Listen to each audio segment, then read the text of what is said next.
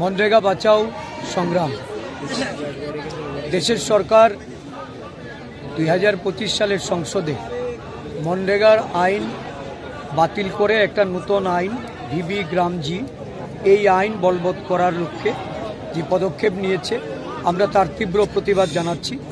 আমাদের রাজ্যে জাতীয় কংগ্রেস দলের যে কর্মসূচি ছিল ব্লক স্তরে, জেলা স্তরে, রাজ্যভিত্তিক এই কর্মসূচি আমরা আজকে করতে যাচ্ছি। এই কর্মসূচি হবে আমাদের রাজ্যের রাজ্যপালকে আমরা স্মারকলিপি তুলে দেব মনরেগা পুনর্বহালের জন্য।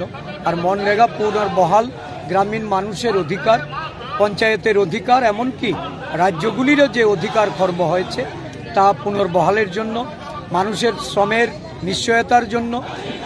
125 দিন বলে যে জুমলা এই রাজ্যে আমাদের দেশের সরকার তারা এখানে মানুষের তাদেরকে প্রলোভিত করার চেষ্টা হচ্ছে, তার বিরুদ্ধে আমাদের লড়াই।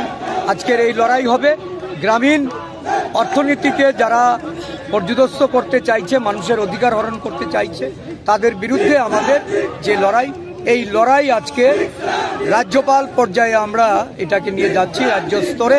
পরবর্তী সময়ে সারা দেশে এই লড়াই ক্রমশ ধীরে ধীরে চালু থাকবে।